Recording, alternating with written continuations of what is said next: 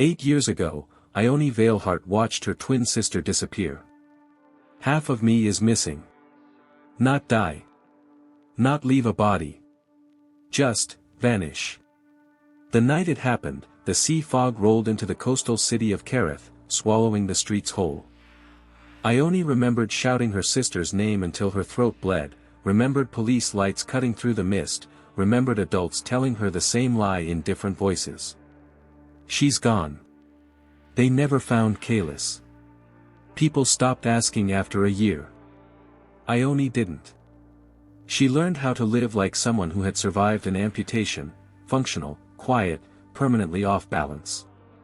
She studied memory science at the university not because she loved it, but because forgetting terrified her more than death. Then, on a random Tuesday morning, she woke up crying over a scar she didn't have. The memory hit her like a seizure. Cold stone beneath bare feet. Salt in the air. A man whispering, "Don't look back."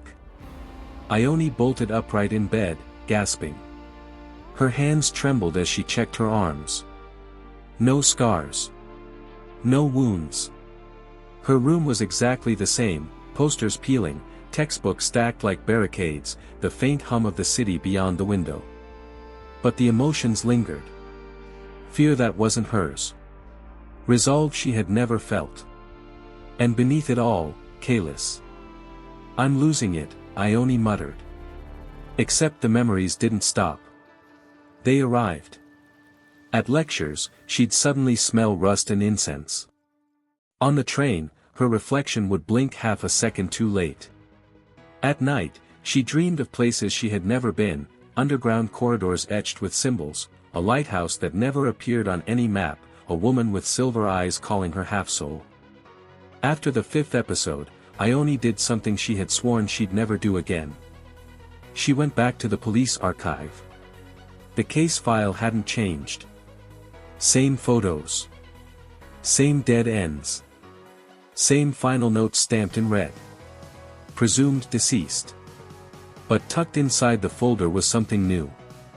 A page that hadn't been there before. Handwritten. Fresh. If you're reading this, it's starting. Ione's blood went ice cold.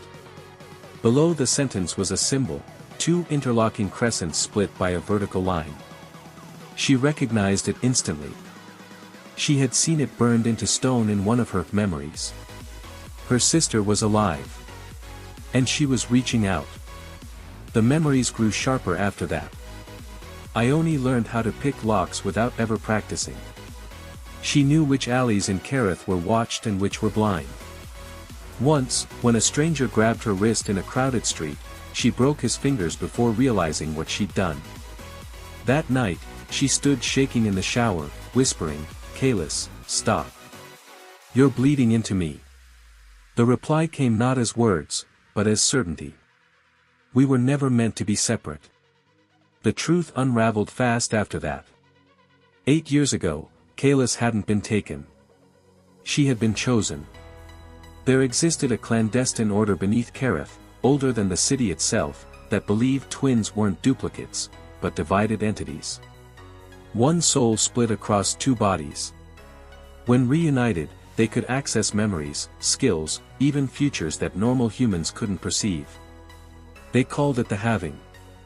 Kalis had discovered it first. And she had run, straight into their hands. The final memory came on a storm-heavy night. Ione collapsed to her knees as it flooded her completely. Kalis, chained in the lighthouse beneath the sea. The ritual circle carved deep into stone. The leader of the order, Seraphine Morkant, ageless and smiling. "You can't escape this," Seraphine said. "Your other half is already waking." Ione, Kalis thought desperately. "If you feel this, come alone." When the memory ended, Ione was crying. Not because she was afraid. Because she understood now. Kalis hadn't been sending memories by accident. She had been bleeding herself out, sharing her mind piece by piece so Ione could survive what was coming. Ione packed a bag, grabbed a knife she somehow knew how to use, and walked into the fog. The lighthouse was real. Hidden. Ancient. Waiting. When Ione descended into its depths, Seraphine greeted her like a proud parent. "You see," she said. "You're already whole." Kalis was there, thin, exhausted, eyes burning with recognition. "Ione," she breathed. The twins locked eyes. And the world split. Memories fused. Skills aligned. Pain doubled, and then vanished. They were no longer echoes of each other. They were complete. Seraphine staggered back, suddenly afraid. "No," she whispered. "That's not." Too late. The twins moved as one. When the lighthouse collapsed into the sea, no bodies were found. Only silence. Weeks later, in a different city, two women sat side by side in a cafe, sharing a single cup of coffee. "Do you ever miss it?" Kalis asked softly. Ione smiled, calm, grounded, whole. "No," she said. "I was never missing half of myself." Outside, the fog rolled in. But it no longer felt like a threat. It felt like a beginning.